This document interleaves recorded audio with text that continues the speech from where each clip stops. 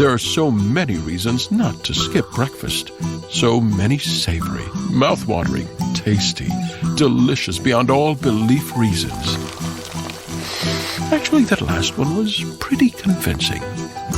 Stop by for a McDonald's breakfast. Mix and match a sausage biscuit, sausage McMuffin, sausage burrito, or hash browns, any two for just $2. Price and participation may vary, cannot be combined with combo meal.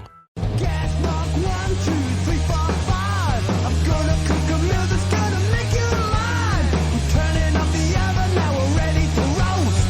When you touch me, honey, you'll love it the most. Come on and put me in your loving shoe. Welcome to another Britflicks.com podcast. My name's Stuart Wright, and today I've got returning guest. Welcome to the show, Michael Mongillo.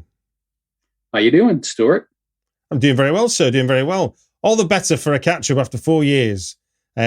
Always a pleasant surprise to see how fast time travels. It does travel fast, but I'm glad to be back and glad to be talking with you today.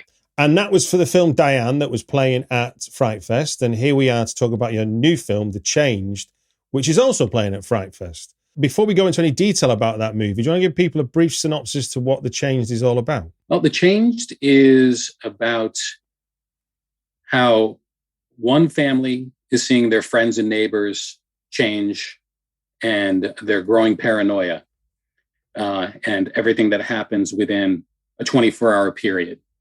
Are they being paranoid or is it really happening? So it's a riff on, the Invasion of the Body Snatchers type of story.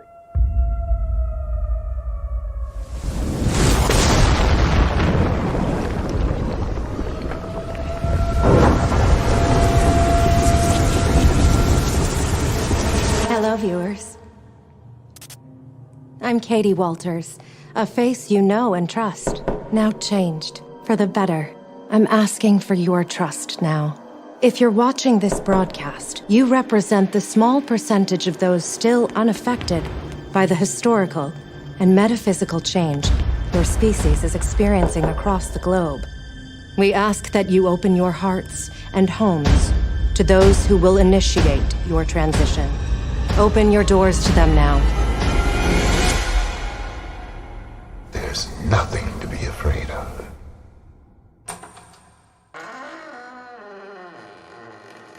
Those who continue to resist will be taken by force at sunrise.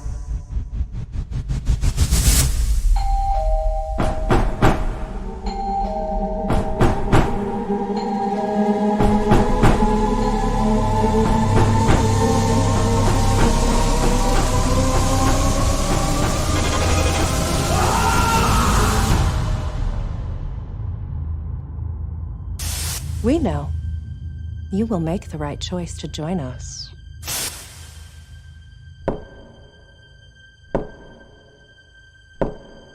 We know that you will make the right choice to join us. And I know that's what you've done on your podcast choices. We have made the right choice to join you. Yes, our wonderful actor, Kathy Cyril, who has the with credit in the movie for showing up and giving us that thing, that wonderful speech from the newscaster that's so heavily featured in the trailer. Now, before I get in, usually I'd go straight into asking about the screenplay, but the first thing I want to ask you is, in the opening credits of the movie, it says production by, film by, then it says conspiracy by you. What's going on there, Mike? I think I've been using the conspiracy tag, like a Spike Lee joint. It's a Michael Mongillo conspiracy. I think I've been using that for the last 3 features. So it just tied in nicely with the storyline since it is about a conspiracy. Yeah. So, right. Okay. So maybe I was just on red alert when I saw it this time. Yes. Always trying to be clever. You can't take Spike Lee's, which is the best, but I thought conspiracy was good. I guess when you decided on that, you never imagined that you'd be literally preceding a conspiracy story. Exactly. We did go so far as our logo actually has entertainment conspiracies below it. We took that out for the opening logo bug, but we decided to stick with it, and obviously it goes with the whole theme of the film. Now, like you said, this is riffing on Invasion of the Body Snatchers with a health, and I'd say as far as the drama goes, with a healthy dose of sort of Night of the Living Dead, the idea of being enclosed in a space and sort of the world outside is getting more and more frightening and the world inside is getting more and more paranoid. Absolutely.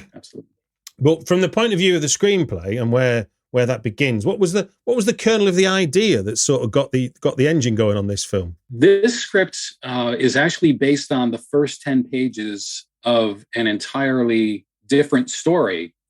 I shouldn't say entirely different. It involves all the same characters, but basically we took the first 10 pages of a script that was originally titled Awful Bliss. Okay.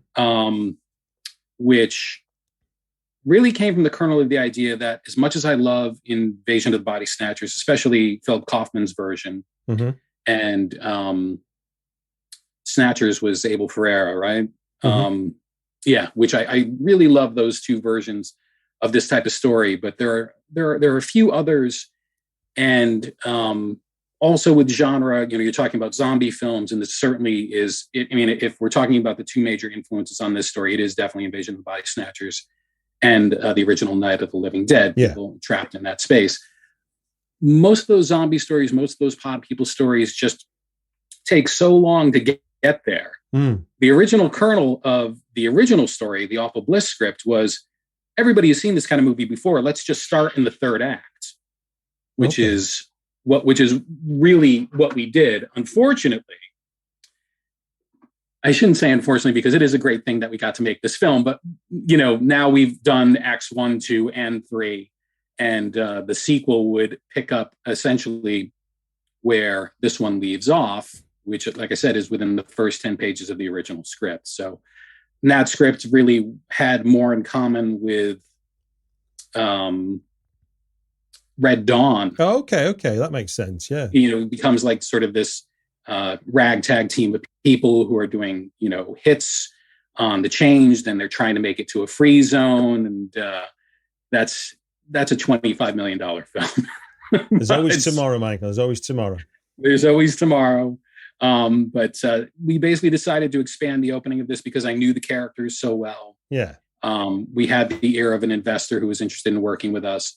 And so we just expanded it to be the one story that takes place with those characters in the single space. And like a lot of independent film, it's the elevator story. How can you do something simply in a small space and keep it contained?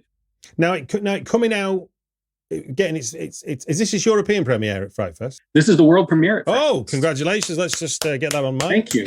World premiere, Yes. Well done. Given it's coming out in while we're in kind of long tail of the pandemic, its production life, was this shot before the pandemic or in the pandemic, or? We actually were able to shoot it here in New England during the pandemic. We had to go through all the procedures in order to get clearances with SAG and do, a great many things in order to make it safe for folks, getting tested every other day. We basically created a bubble between the hotel and the single location. Okay. And we shot the entire thing in one location. As in fact, several of the scenes that you see that don't take place in the house, we built sets in this enormous house that we were lucky to secure as a location. Right. Okay. Because a line I wrote down that made me think it's either very prescient and very soothsaying of you, a cold that makes you different. And I was thinking this is a bit ominous in the current context. When we started to involve people in the project during the pandemic, people were very surprised to learn that the entire premise and the entire concept. Of course, I can't take credit for Invasion of the Body Snatchers, but we're probably giving a little bit away by saying that the transformation doesn't occur in the same way. It's, we could even, cite, Alex Garland's 28 Days Later with the virus. And of course, that was a riff on, all the zombie films that Romero had done. So building on that mythology, it's transmitted by what is essentially a virus, although it's not entirely a virus. And I'll let people watch the movie to reveal that. Yes. Of course. Yeah. No, it just is when you hear those lines in the current context, it's hard to not sort of step out the film and think about real life as well as what you're watching on the movie. Which is I think what's wonderful about, the Invasion of the Body Snatchers and Night of the Living Dead, Dawn of the Dead, and all those films that they have to be a reflection of the time that they come out just by the virtue of when they're released. And of course, with this one being written and conceived about 10 years ago, I think it's incredibly interesting that it's just as topical now as it was then. Really the thing, I was really looking to make a comment and be critical of groupthink mentality, but these other topics, of course, with the virus and how it spread, it certainly became much more present in our concerns with telling the story. In fact, there was a line where Carly Avers played Diane in our film Diane, who plays Jane in this film, describes, like, I think this is a pandemic. And there was a whole little monologue about a pandemic. And of course, when we shot it, but when we got into the editing room, we're like, we don't have to drive it home that hard. Well, I'm glad you said about the group thing, because another thing I wrote down was the line individuality will not be tolerated, which is another interesting part of, because there's one thing for a virus to change people, but then there's also the idea that there's a reason behind this, and there's not just a change in terms of you can't help it, but also there's a change you're going to have to make, which watching the States from afar, there's a lot of groupthink lunacy going on with red caps on and stuff that we see quite a lot of. Sure. And everywhere right now, we've got lots of anti-vaxxers who are trying to convince themselves and anyone they can get their hands on that what's happening isn't real. It's the exact line, which I like, because it was really important for me to not suggest a hive mind with the changed. It's actually probably my favorite line in the movie. Individuality in the interest of self will not be tolerated. Sorry, yes. But I know the movie pretty well, but yeah, that being, I think the core question of the movie, which is, are the changed right? Are they wrong? And but also as well, in America, you've set it in a suburbia, which is another form of groupthink. My sister-in-law lives somewhere near Portland, and they got a charter with their house telling them how long the grass could be. And if they didn't mow the lawn, they'd be fined. And you're like, it's my house. Oh, right. With gated communities, and there's definitely ordinances, here in Connecticut where you can't have a basketball hoop, or if you were to put, lawn decorations like, a flamingo or something on your lawn, you'll get fined. And so you've got that kind of uniformity going on anyway in your backdrop to your film. It's like we kind of accept a lot of groupthink without really thinking too hard about it. Mm-hmm. So choose your battles. Yeah, totally. That's what it comes down to. You've talked about the influences, the Vengeful Sponge Actors, Night of the Living Dead, and obviously both films created sort of clear rules, as it were, that seem to have lasted. But in terms of you then creating, and like you said, Alex Garland then went, I'll take those rules and I'll just shift them just a bit over here and bring in this. Yes. So for you, when you were playing with those things that you already know, but then you're making the change and you were creating your own rules about what was going on, what were the challenges about creating the rules for your film? I did what I could to actually adhere to science and to make it believable. But of course, somewhere within there, you always have to let there be a leap and hope people are going to suspend their disbelief on those rules. So ultimately, it's actually not a virus, but a microorganism that's passed from host to host, and that host, that alien entity, then integrates with the host. So you are preserving all the memories and experiences of the host, yet those people are then imbued with essentially a cosmic knowledge and a cosmic understanding that is essentially a metaphysical transformation, mentally, spiritually, if you want to call it that. Of course, they wouldn't. But, so you essentially are achieving nirvana through this transformation. So that, whether we buy it scientifically or not, who's to say? I guess if you buy the film, again, you have people speculating in the film like you often do in exposition, like maybe it's this, maybe it's that. Well, that's how this is transmitted. And then we do learn when one of the characters is changed that she does reveal, the the secret, which we are hoping to learn the entire film, which is how it actually occurs. Yeah, and I think as well, it's like that idea of the transformation not being a threat in terms of you don't get destroyed, but you do change, hence the title, hence the idea of being one of the changed. So it's almost like you could your idea could be like, I'm going to present the solution to depression. Come over here. Right. You know. And that's what I always loved about especially Kaufman's version. You know, I really considered riffing on the exact line that Nimoy says in that version, which is, you're killing me. And he says, Donald Sutherland's character is like, well, we have no time for that. There's no time for love. There's no time for hate. So in that line, we encapsulate that even though you're essentially going to be walking into what could be considered a paradise of peace and unity on earth, everybody is going to be devoid of passion. And, is life worth living without love and hate? That's the question. That's always fascinating to me. And what I really liked about this story and in telling the story and exploring it with all of these actors is, we really had a very interesting camp where the actors who were cast as those who were not changed, of course, we don't want to be changed. We want to remain ourselves and we want to be individuals and we want to have our own thoughts and feelings and ideas.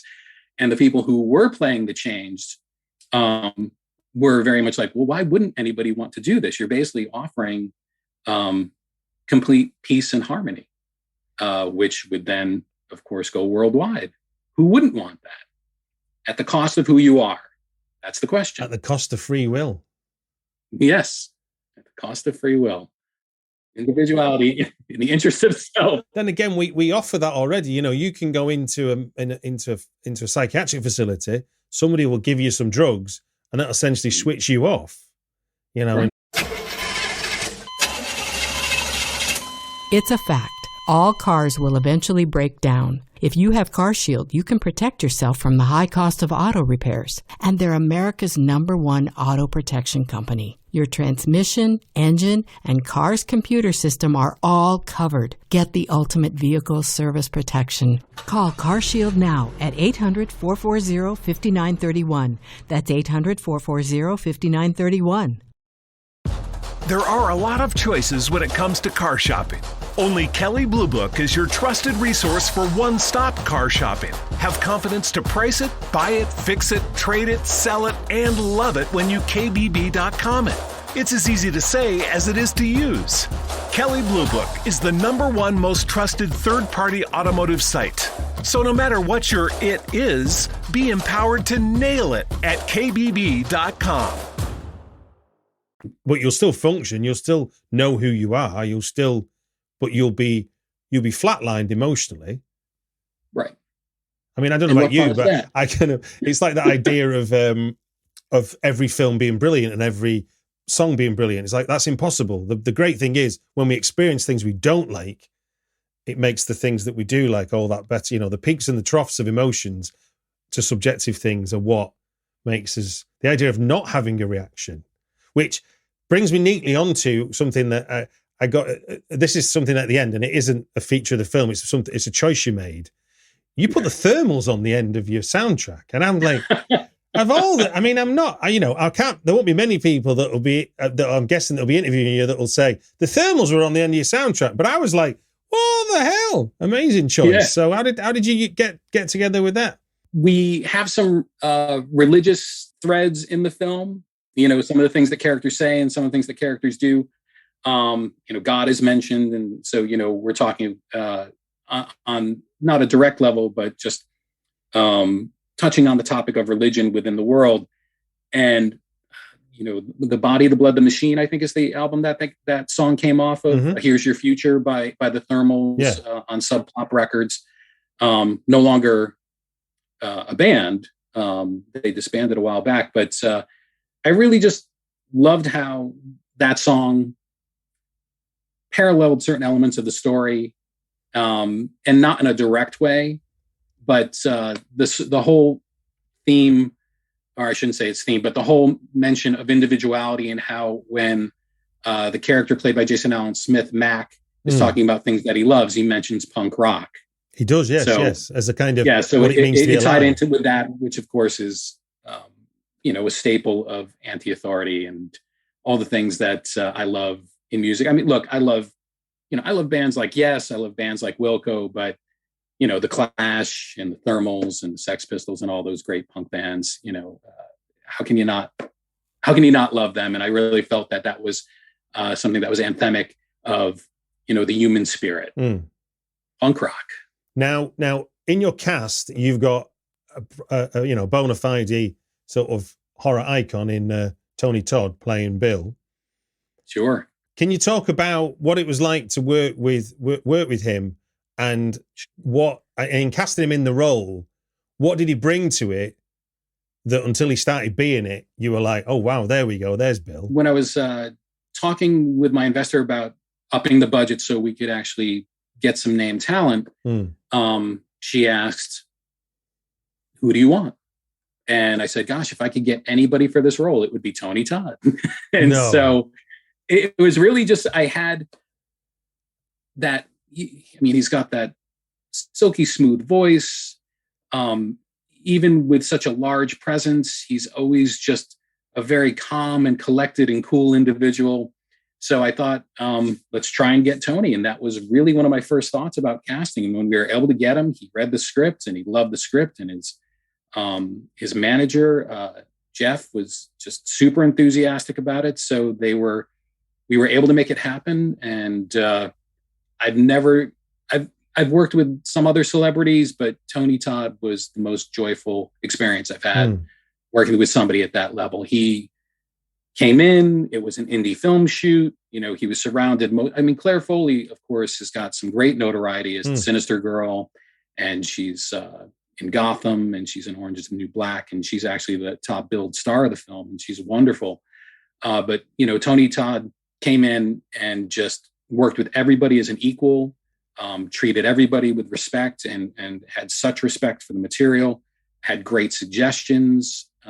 It was really a dream. He's a great guy. I can't say enough good things about Tony. And from as you're an experienced director, but then when you how do you direct somebody like him? Are you, because obviously you've got you said this is my dream cast, and you get your dream cast, so you kind of if the theory is to be believed, 90% of directing is in the casting, Sure. So you've kind of solved a lot of your problems already. So what's the relationship like then for you as the director when you're looking at someone like him to deliver the action? You're right. It really does come down to casting and just being open to suggestions. But with Tony, he actually took direction quite well. As a director, when you really nail it in the casting, ultimately what your direction becomes, at least in my experience, is really in terms of volume. I direct using volume as the analogy, which is just like, okay, well, you're at about a 6. I need you at about a 3. Right. And, if you've sat through rehearsals and table reads and you've had a lot of conversations ahead of time, you've already built a relationship that allows you to have those conversations. I would never, ever want to try and coax something out of an actor by saying, do this exactly or do that exactly, gesture this way, gesture that way, say this line like this, I'm going to give you a read. If you're doing that, you're probably off track already, or you're just not doing a very good job. But, again, like they say that Spielberg will actually direct off screen and tell people like, turn your head left, turn your head right, look this way, look that way, take a drag of your cigarette, do this, do that. So who's to say? But, Indeed. In my experience, collaboration is the key. And I love to just draw something out of an actor by allowing them to do what they do best. And if you've cast right, it usually takes care of itself. Now you've already mentioned this. So my segue is to talk about Clare Foley. So how did that casting come about? Clare Foley was a real fluke. She was working with an acting coach who's a friend of a filmmaker friend of mine named Jeff Riley. Mm-hmm. And we were looking for young cast members. I really didn't want to cast somebody who was in their 20s to play a 17-year-old. I really wanted to cast a 17-year-old. Yeah. And at the time when we cast her, she was 17. I talked with my friend Jeff Riley's acting coach, and he said, "Oh, hey, have you ever seen Sinister? Have you ever seen Gotham? I'm actually working with Clare Foley. If you'd like me to make the introduction." And he did. And we got together. I didn't even have her read. We just got together and we had a meeting, and I saw that she was the kind of person I could work with, and she was a delight. Her mom, Megan, was on set with her the whole time. Right. And, because Claire is very young, and she's just such a delight that I think at the wrap party said to her mom, was like, if it wasn't weird for a guy in his 50s to hang out with a teenage girl, I would want to hang out with Claire. She's just funny, smart, talented. I can't, again, it was a great experience on this film. I can't say enough good things about the, higher profile talent than, some of my more constant collaborators who, of course, are very talented as well. I was going to, and you've given me a lovely segue there. You have got a lot of the gang back together from Diane, with Jason Allen Smith, obviously, and Carly and Kathy, and Ryan Barry. I noticed as well. He's in the hospital sequence. Always fun to get the gang back together. Jason and I are business partners as well in Meantime Productions, so we always work together and we always have a great time. And he brings so much to the table, both in front of and behind the camera. Yeah. Carly Avers, who played Jane, who is in Diane, of course, as Diane. Doug Tompos, just these folks are some of the best actors I just out there in the world. And I highly recommend that any other filmmakers who might be listening, consider these people as talent. They are just, hold their own. These are folks who, like with Jason Allen Smith, you're talking about people who can hold their own with anybody. Carly Avers can hold their own with any talent. And Tony Todd was so gracious with them as well, and so giving. And, it wasn't long before everybody was working together like you would see an ensemble with no egos and, nothing attached to it about who you are, who I am, and where I am in the industry. So yeah, that's why I do this, really, is to work with those people again and again, to have that troupe and to have a good time. Nice to find our tribe, isn't it? It's worth doing. In terms of the look and feel of the film, what were some of your conversations like with, is it RJ LaRusso? Is that how I say the... RJ LaRusso, our young, intrepid DP. Yes. So yeah, your DP. So what was your conversations there about the look and feel? And also to keep it interesting when, obviously, you're in small spaces, there's a limit to what you can do. How were you making that be most effective for you? We talked a lot about, especially since we had such a short shooting schedule, how do we cover scenes with as little coverage as possible?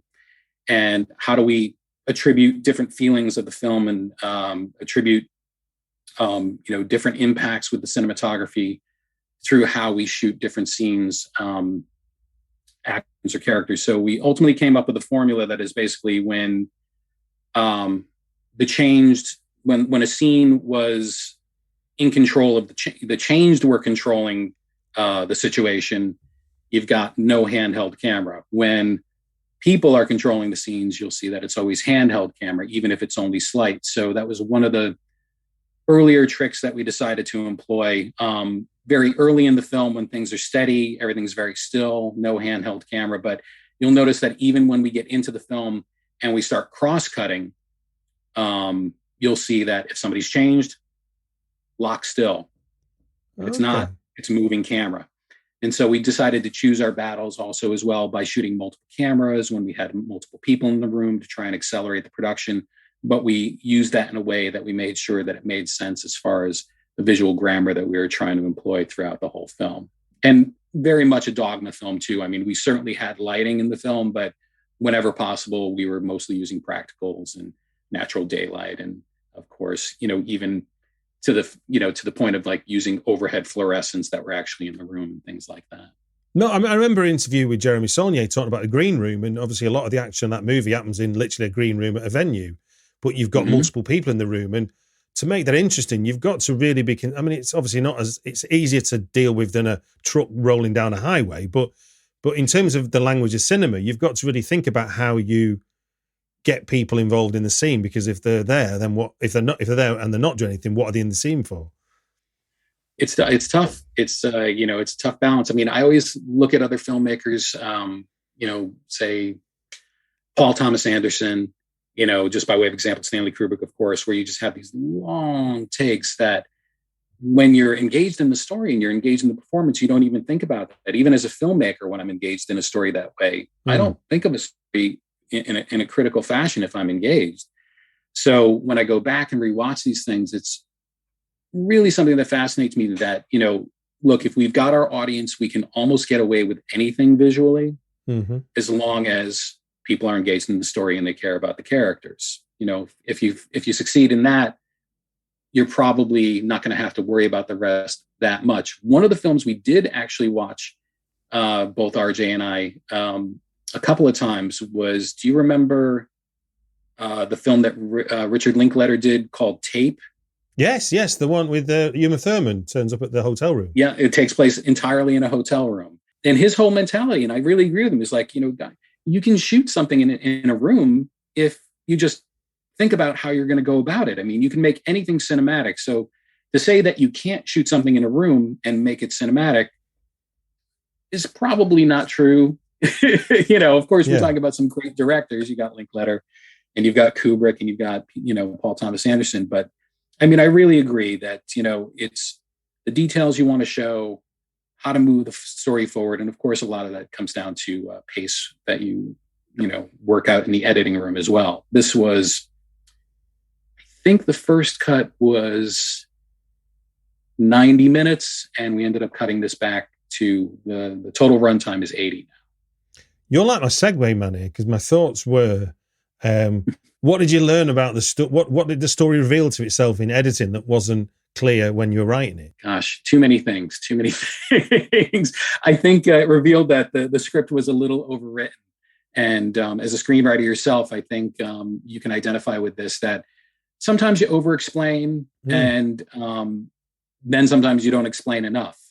So it's always better to show and not tell, as we know. So there are a lot of times when we realized, of course, when we had the whole narrative laid out in front of us, that we don't need to tell that. We can just show that, and that's going to take care of itself. So we went in with a pretty thin script. It was only 90 pages. Okay. And so, I had very nervous. And you shot all 90 pages? Yeah, we shot all 90 pages, wow, and it did time out to 90 pages. I had a very nervous line producer, also a filmmaker, Eric Bloomquist, and his brother Carson Bloomquist, who were great guys. And the assistant director were like, "Yeah, this is really thin. Is this going to make it?" I said, "I've done this before. A page equals a minute for me every time. I assure you." And it did end up being if it wasn't 90 minutes, it was like 89 minutes. Yeah. And of course, we ended up just shaving things away and letting the story breathe a little bit more without so much talk. I mean, it's a lot of talk. So I think that's always something to remember. For filmmakers, novice and expert, just make sure your script is a proper length, because you are going to be taking away. As we speak now, 17th of August, your plans are to attend Frightfest? As of now, the goal is that I can, if I could make it to the UK, if my flight isn't canceled, if I'm not turned away at the border for any number of reasons. I mean, I've been doing more research on how to get to the UK and exit safely than I think I've done research on some of my scripts. It's, I've got to figure out where to go and how to get a test. But the goal is to be there and, share the experience with, the attendees of the festival and other filmmakers and enjoy that. It's a lot of work. So this is always the fun part, to see it screen. Well, look, fingers crossed. Congratulations on the change. Congratulations on your world premiere coming up at Frightfest. And as always, absolute pleasure to talk to you. My pleasure, Stuart. Thank you. Yeah.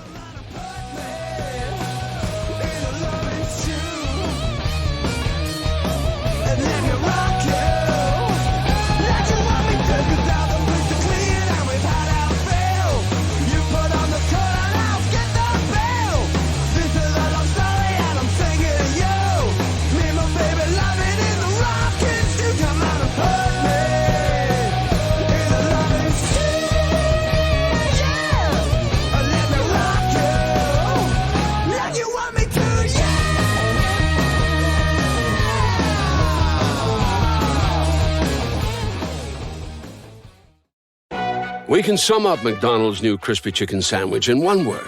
Crispy. But also juicy and tender. Maybe crispy, juicy, tender. All one word? Okay, fine. You'll just have to try our crispy chicken sandwich to understand it. Get a free medium fries and medium soft drink with purchase of any crispy chicken sandwich. Available only on the app. Ba-da-ba-ba-ba. Price and participation may vary. McDonald's app download and registration required. There are a lot of choices when it comes to car shopping. Only Kelley Blue Book is your trusted resource for one-stop car shopping. Have confidence to price it, buy it, fix it, trade it, sell it, and love it when you KBB.com it. It's as easy to say as it is to use.